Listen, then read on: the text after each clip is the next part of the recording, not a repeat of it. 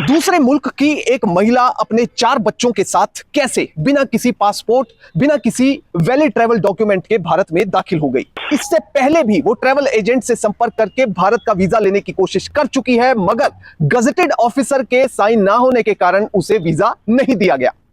अब सीमा पर शक क्यों है? शक इसलिए है कि उसने नेपाल में जाकर अचानक से अपने सारे पाकिस्तानी सिम तोड़ दिए। उसके बाद उसने वहां के लोकल लोगों से, लड़कियों से हॉटस्पॉट लिया और फिर अपने मोबाइल से इंटरनेट के जरिए सचिन को कॉल किया। अब इसमें शक इसलिए जताया जा रहा है कि एक आम आदमी को इतनी ज्यादा नॉलेज कैसे है। सीमा अपने आप को 5वीं पास बताती है, पर उसकी हिंदी, अंग्रेजी, उर्दू और इसके साथ ही मोबाइल और कंप्यूटर में उसकी नॉलेज बहुत अच्छी है। फाइनली इसमें क्या हो सकता है? या तो सीमा की शादी को लीगल माना जा सकता है, या सीमा सचिन की शादी को इलीगल माना जा सकता है, इनवैलिड माना जा सकता है। कोर्ट के फैसले का तो इंतजार करना ही पड़ेगा। सीमा को डिपोर्ट भी किया जा सकता है, और एक रास्ता है शरणार्थी के तौर पर शरण देने का, और 5वां अगर कोई रास्ता मिला तो वो भी बड़ी बात होगी। जय हिंद। पाकिस्तान की सीमा हैदर सभी के लिए एक मिस्ट्री बनी हुई है। मिस्ट्री ऐसे कि वो किस तरह से बॉर्डर पार करके आ गई और आराम से सचिन के साथ रहने लग गई। अब सबसे जरूरी एस्पेक्ट है कि कानून कहता क्या है, कानून में लिखा क्या है, और इसके साथ ही आगे क्या हो सकता है, क्या क्या रास्ते हैं, ये सब आज इस वीडियो में हम आपको बताएंगे। सबसे पहले सीमा, वहां से शुरुआत करते हैं जिसका जन्म हुआ पाकिस्तान के सिंध प्रांत में। और सिंध में जहां पर वो रहती थी, एक गरीब परिवार में जन्म हुआ। परिवार में मां की मृत्यु पहले ही हो चुकी थी, पिता, भाई और बहन और सीमा, ये 4 लोगों का परिवार था और ठीक ठाक लाइफ चल रही थी। अब क्या होता है कि 2014 साल आता है और अचानक से सीमा के फोन पर एक मिस कॉल आती है। सीमा जब वापस से कॉल करती है तो दूसरी तरफ फोन पर गुलाम हैदर होता है। गुलाम हैदर से बातचीत होती है, धीरे धीरे ये बातचीत आगे प्यार में तब्दील हो जाती है और फाइनली ये कोर्ट मैरिज करवा लेते हैं, क्योंकि घर वाले राजी नहीं होते। बाद में घर वालों ने भी, पंचायत ने भी परमिशन दे दी कि ओके, अब ये दोनों बच्चे साथ रह सकते हैं। फिर आया साल 2015। 2015 में जकोकाबाद, जहां पर ये रह रहे थे, पाकिस्तान का एक छोटा सा इलाका है, जकोकाबाद से जो सीमा है वो अपने पति को कहती है कि हम कराची शिफ्ट हो जाते हैं। तो ये कराची चले जाते हैं। तो कराची में इनकी लाइफ ठीक ठाक चल रही थी। इस बीच 4 बच्चे हुए। फाइनली साल 2020 का लॉकडाउन आ जाता है और लॉकडाउन में सीमा अपने मोबाइल का यूज ज्यादा करने लगती है। इस बीच वो पबजी खेलती है और काफी दिन पबजी खेलती रहती है और अलग अलग लोगों के साथ खेलती है। वो अपना माइक ऑन रखती है। इस बीच अचानक से सचिन से पबजी पर वो गेम खेलती है। 1 बार खेलती है, 2 बार खेलती है, और ये लगातार माइक पर एक दूसरे से बात कर रहे हैं। और जब कुछ दिन हो जाते हैं तो इनके आपस में नंबर एक्सचेंज हो जाते हैं। नंबर एक्सचेंज होते हैं तो फोन पर बातें होने लगती हैं। उसके बाद पहले पबजी, उसके बाद इंस्टाग्राम, उसके बाद फेसबुक और उसके बाद व्हाट्सएप। लगभग हर समय पूरे दिन ये एक दूसरे से चैटिंग किया करते और इसके साथ ही वीडियो कॉल और ऑडियो कॉल किया करते। धीरे धीरे धीरे इनके बीच में नजदीकियां बढ़ती गईं और जनवरी 2021 आया जब इन्होंने महसूस किया कि अब ये एक दूसरे से प्यार करने लगे हैं, और एक दूसरे से इन्होंने प्यार का इजहार भी किया। दोनों का दावा है कि वो गदर मूवी से काफी प्रेरित हुए, और इसके साथ ही गदर मूवी में जिस तरह से हीरो बॉर्डर पार करके दूसरे देश में जाता है, उसी तरह से ये लगभग अपनी कहानी भी आगे रच देते हैं। तो करते करते इनके बीच में आपस में बातें होती रहीं। 2021 से 2023 आ गया। 2 साल का समय फोन पर ही चैटिंग और वीडियो कॉल के जरिए बीता रहा। फिर इन्होंने मिलने की सोची कि फिजिकल मीट करते हैं। उसके बाद फरवरी में जो सीमा है उसने वीजा अप्लाई किया और ऑनलाइन वीजा अप्लाई किया, ट्रैवल एजेंट से संपर्क किया। जब यह ऑनलाइन वीजा अप्लाई हुआ, यहां से सचिन ने अपने कागज जमा कर दिए। अब वीजा मिलने में सिर्फ एक दिक्कत आ रही थी। इनविटेशन तो भारत से सचिन ने भेज दिया था, मगर उसमें भारत के एक गजेटेड ऑफिसर के साइन की, मोहर की जरूरत थी, वो उन्हें नहीं मिल रही थी, जिस वजह से यह प्लान उनका सफल नहीं हो पाया। अब जब यह नहीं हो सका तो फिर फरवरी का महीना पूरा निकल गया, मार्च का महीना आया। मार्च में इन्होंने फैसला किया कि हम नेपाल में मिलते हैं, और पूरी तरह से इन्होंने स्कीम बनाई। सीमा ने पैसे जुटाए, सचिन ने पैसे जुटाए और ये पहुंच गए नेपाल। नेपाल में एक होटल बुक किया, वहां पर 1 हफ्ते ये रहे, एक दूसरे से बातचीत की, गदर मूवी भी इन्होंने मोबाइल पर देखी, और एक दूसरे के साथ फाइनली इन्होंने जीने मरने की कस्में खाई पशुपतिनाथ मंदिर में, जैसा कि ये दावा करते हैं। अब जब इन्होंने शादी कर ली तो सीमा का दावा है कि उन्होंने अपना धर्म और कल्चर छोड़कर सचिन का धर्म और कल्चर अपना लिया, और साथ ही अपने 4 बच्चों के नाम बदलने का भी फैसला कर लिया। अब इसके बाद ये साथ जीने मरने की कस्में खाकर 1 हफ्ते बाद सीमा वापस चली जाती है और सचिन वापस इंडिया आ जाता है। सीमा वहां पर रहने लगती है। उसके बाद ये दोनों लगातार कोशिश कर रहे थे कि किस तरह से हम मिल सकते हैं। सीमा एक बार फिर से ट्रैवल एजेंट के पास पहुंचती है और ट्रैवल एजेंट से कहती है कि मुझे इंडिया जाना है, मेरा अरेंजमेंट करवाइए। ट्रैवल एजेंट सारी कॉम्प्लिकेशंस बताता है। वो कहता है कि भारत इस तरह से नहीं जाया जा सकता। वो एक तरीका सुझाता है कि आप अगर नेपाल के जरिए इंडिया में एंट्री करो तो यह संभव हो सकता है। बस ये आइडिया सीमा को सही लगता है, सचिन को भी सही लगता है। फोन पर इनकी एक दूसरे से सहमति बन जाती है। अब मई का पहला हफ्ता आ चुका था। अचानक से सऊदी अरब से फोन करता है गुलाम हैदर अपनी पत्नी सीमा हैदर को। वो फोन नहीं उठाती। बड़ा हैरान होता है कि ये सब कुछ क्या हो गया। अब उसके बाद वो 2 दिन तक लगातार ट्राई करता रहता है मगर किसी ने फोन नहीं उठाया। उसके बाद वो अपने पिता को ज़कोकाबाद में फोन करता है। आमिर खान उनका नाम है और उन्हें कहता है कि सीमा फोन नहीं उठा रही है, मुझे चिंता हो रही है मेरे बच्चों की और सीमा की, आप जाकर देखिए। वो घर पर आते हैं कराची में, देखते हैं तो सीमा वहां पर नहीं है, बच्चे वहां पर नहीं है। वो हैरान रह जाते हैं। जब मकान मालिक से पूछते हैं तो मकान मालिक बताता है कि वो 1-2 दिन पहले ही चली गई, ये बताकर कि वो गांव जा रही है और कुछ दिन में वापस आ जाएगी। जब गांव में पता किया जाता है तो गांव में भी सीमा नहीं मिलती। वहां पर बताया जाता है कि सीमा यहां पर नहीं आई। तो ससुर भी हैरान रह जाते हैं। वो ये बात गुलाम हैदर को बताते हैं। उसके बाद फाइनली ये होता है कि गुलाम हैदर कहता है कि आप थाने में जाकर कंप्लेंट कीजिए। तो थाने में कंप्लेंट करने पहुंचते हैं आमिर और वो पूरा ब्यौरा देते हैं, मगर वो साथ ही पुलिस को ये कहते हैं कि आप एफआईआर दर्ज ना कीजिए, बल्कि हम कंप्लेंट दे रहे हैं। अगर वो मिल गई तो इसकी सूचना पुलिस में दे दी जाएगी और अगर नहीं मिली तो इसके बाद आगे की कार्रवाई पुलिस कर सकती है। और ये कंप्लेंट जो की गई थी वो मलीर कैंट थाने में कराची में की गई थी। मगर गुलाम हैदर या उसके परिवार को नहीं पता था कि सीमा पाकिस्तान छोड़कर भारत आ रही है और वो तो अपनी फ्लाइट में बैठी हुई है। अब मई का ही ये महीना है। सीमा कराची से यूएई की फ्लाइट लेती है, शारजा की फ्लाइट लेती है। शारजा पहुंचती है अपने चारों बच्चों के साथ। उसके बाद शारजा से एक कनेक्टिंग फ्लाइट लेती है नेपाल की। नेपाल पहुंच जाती है, नेपाल में उतर जाती है। उसके बाद उतरने के साथ ही वो वैन में बैठती है और वैन में बैठकर पोखरा पहुंच जाती है। नेपाल के पोखरा में पहुंचती है और पोखरा से एक बस लेती है जो कि दिल्ली तक जाती है। और जब वो उस बस में बैठती है तो उससे उसका नाम पूछा जाता है, कहां पर जाना है, पति का नाम, बच्चों का नाम। तो वो अपना नाम सीमा बताती है और बच्चों का नाम वो बताती है जो उसने बाद में बदल कर रखा था, जैसा उसका दावा है। और एड्रेस दे देती है सचिन का कि मैं यहां पर जा रही हूं। उसके बाद वो सीधा दिल्ली पहुंचती है और दिल्ली में Kashmere gate ISBT bus stand पर वहां पर पहुंच जाती है। अब आईएसबीटी पहुंचने के बाद वो लगातार सचिन के संपर्क में है।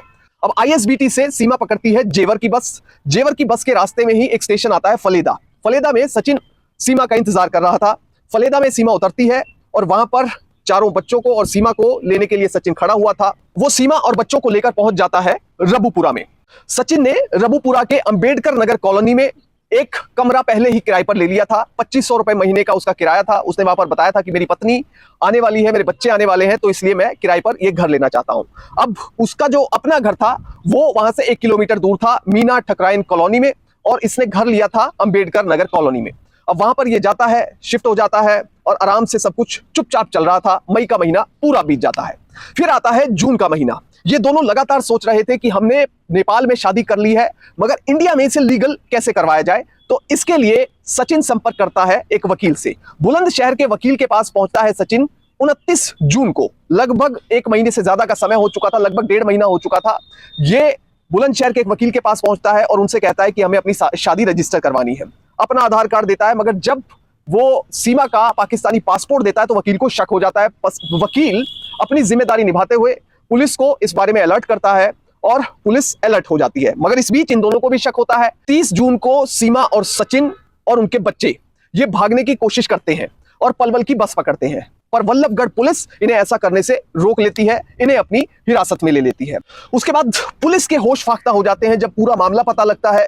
पुलिस सचिन के घर उनके पिता के पास पहुंचती है, जो कि रबुपुरा के मीना ठकराइन कॉलोनी में है। वहां पर उसके पिता से पूछताछ करती है तो पिता कहते हैं मुझे इस बारे में कुछ नहीं पता, सचिन ने मुझे कुछ नहीं बताया कि उसने एक पाकिस्तानी महिला से शादी कर ली है। हालांकि पुलिस को शक था कि पिता को भी इस बारे में जानकारी है। उसके बाद 4 जुलाई को सीमा को अरेस्ट कर लिया जाता है इलीगली भारत में एंटर करने के लिए, और साथ में सचिन को अरेस्ट कर लिया जाता है। उनके पिता नेत्रपाल को अरेस्ट कर लिया जाता है शरण देने के लिए, इलीगल जो माइग्रेंट है उसको शरण देने के लिए। तो जेल में ये लक्सर जेल में रहे 5 दिन, और उसके बाद 1 दिन पहले पिता की रिहाई हो गई और उसके बाद फाइनली सीमा और सचिन की भी रिहाई हो गई। उसके बाद ये आ गए रबुपुरा में अपने घर, और जैसे ही ये घर पर पहुंचे उसके बाद मीडिया का जमावड़ा इनके घर पर लग गया और लगातार वो नेशनल और इंटरनेशनल न्यूज बनती चली गई। अब फिलहाल स्टेटस ये है कि दोनों को रोज रबुपुरा स्टेशन में, पुलिस स्टेशन में अपनी हाजिरी लगानी पड़ेगी, ताकि पुलिस को ये मालूम रहे कि ये दोनों लोकल ही हैं, कहीं बाहर नहीं गए हैं। और आमतौर पर जब भी कोई पाकिस्तान से या किसी दूसरे देश से कोई आता है नागरिक, तो आमतौर पर उन्हें पुलिस स्टेशन में रोजाना हाजिरी लगानी होती है। तो फिलहाल इन पर जो मामले दर्ज किए गए थे वो सेक्शन में आपको बताता हूं, वो बड़े इंपॉर्टेंट है जानने। देखिए, पाकिस्तान से कोई इलीगली भारत में एंटर किया, तो किसी भी मुल्क से अगर इंडिया में कोई एंटर इलीगली करेगा तो आमतौर पर 120B ऑफ आईपीसी, फिर आईपीसी का सेक्शन 34, इसके साथ ही पासपोर्ट एक्ट धारा 4, धारा 5 और धारा 3, ये इन दोनों के ऊपर लगाई गई, पिता के ऊपर भी लगाई गई। आईपीसी का सेक्शन 120B क्या कहता है? Whoever is a party to a criminal conspiracy to commit an offense punishable with death, imprisonment for life or rigorous imprisonment for a term of 2 years or upwards, 2 साल या उससे ज्यादा, shall where no express provision is made in this code for punishment of such a conspiracy be punished in the same manner as if he had abetted such offense। कुल मिलाकर ये criminal conspiracy जहां भी होती है, आपराधिक षड्यंत्र जहां भी होता है, वहां पर धारा 120B आईपीसी की लगाई जाती। अब आईपीसी का सेक्शन 34 क्या कहता है?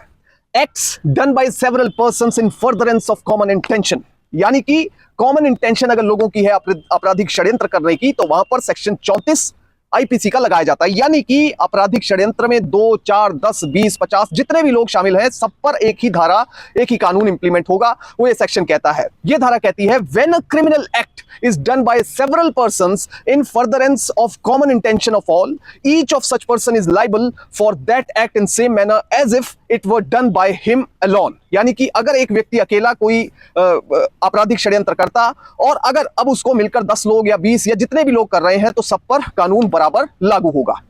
तीसरा जो है वो पासपोर्ट एक्ट है, वो भी लागू हुआ है इसमें, वो भी इंप्लीमेंट किया गया है। सेक्शन 3 लगाया गया है, no person shall depart from और attempt to depart from India until he holds in this behalf a valid passport or a travel document। यानी कि पासपोर्ट या ट्रैवल डॉक्यूमेंट यात्रा करने के लिए जरूरी है। फिर सेक्शन 4 पासपोर्ट एक्ट का, वो भी लगाया गया है। सेक्शन 4 में क्लासेस ऑफ पासपोर्ट्स बताए गए हैं कि पासपोर्ट कितने प्रकार के हैं जो इस्तेमाल किए जा सकते हैं, जैसे ordinary passport, official passport, diplomatic passport, अलग अलग तरह के ट्रैवल डॉक्यूमेंट, इनके बारे में विस्तार से जानकारी दी गई है। और इसके बाद सेक्शन 5 वो लगाया गया है पासपोर्ट एक्ट का, उसमें लिखा है applications for passports, travel documents, orders there on, यानी कि इनका जिक्र किया गया है। तो कुल मिलाकर section 3, section 4, section 5 passport act का सीमा पर, सचिन पर लगाया गया है। अब इस पूरे मामले को लेकर सीमा हैदर पर यह शक क्यों हो रहा है कि वो खुफिया जासूस है? शक के कई आधार हैं। जैसे सीमा ने कहा कि मैं जब नेपाल गई तो मैंने वहां जाकर सारे पाकिस्तान के सिम तोड़ दिए। तो यह चीज अपने आप में सवाल खड़े करती है कि सीमा को इतनी ज्यादा जानकारी कैसे है, जबकि वो सिर्फ 5वीं पास है। दूसरी बात, जब सीमा नेपाल पहुंची तो उसने हॉटस्पॉट लिया और लोगों से, लड़कियों से हॉटस्पॉट लिया, उस वाईफाई के जरिए अपने फोन से उसने सचिन को संपर्क किया। तो सीमा अच्छे से जानती थी कि अगर वो अपने फोन से, अपने इंटरनेट से कॉल करेगी तो इंटेलिजेंस एजेंसीज को पता लग सकता है। यह भी एक शक का बड़ा आधार है। तीसरा, सीमा सिर्फ 5वीं पास है, मगर उसे हिंदी, इंग्लिश, उर्दू तीनों अच्छी तरह से आती है, तो इसे लेकर भी शक जताया जा रहा है। पॉइंट नंबर 4, रबुपुरा जो इलाका है वो बहुत ही इंपॉर्टेंट और सिग्निफिकेंट जेवर एयरपोर्ट जो कि प्रस्तावित है उसके काफी करीब है। जेवर एयरपोर्ट के करीब और इतना ज्यादा इंडस्ट्रियल तौर पर डेवलप होने वाले इलाके में अचानक से कोई पाकिस्तानी नागरिक आकर रहने लगता है बिना किसी वीजा, बिना किसी वैलिड ट्रैवल डॉक्यूमेंट के, तो वो अपने आप में एक बड़ा शक का आधार है। 5वीं बात यह है कि सीमा 5वीं पढ़ी हुई है, मगर वो एक्सपर्ट है मोबाइल चलाने में, वो एक्सपर्ट है कंप्यूटर में, उसे हर एक चीज की अच्छे से जानकारी है। ये भी सवाल खड़े कर रही है।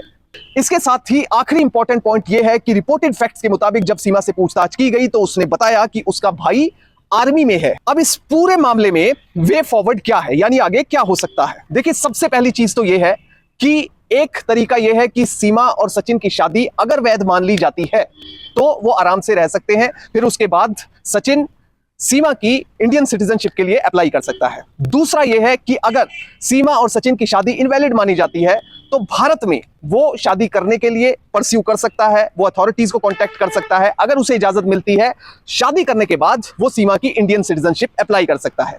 तीसरा यह है कि अगर इस शादी को अवैध माना जाता है और सीमा की इंडिया में एंट्री तो अवैध है ही, कोर्ट में मामला चल रहा है, कोर्ट सजा कर देती है और डिपोर्ट कर देती है, तो उसमें कुछ भी नहीं किया जा सकता। और चौथी बात यह है कि सीमा को शरणार्थी के तौर पर शरण दी जाए, या फिर कोई पांचवा एंगल भी इसमें वे फॉरवर्ड का हो सकता है। तो कुल मिलाकर एजुकेशनल पॉइंट ऑफ व्यू से यूपीएससी और अलग अलग कंपटीशन के एस्पायरेंट्स ऐसे किसी केस स्टडी में किस तरह से जवाब दें, उसको हर पहलू से समझाने की मैंने इस वीडियो में कोशिश की।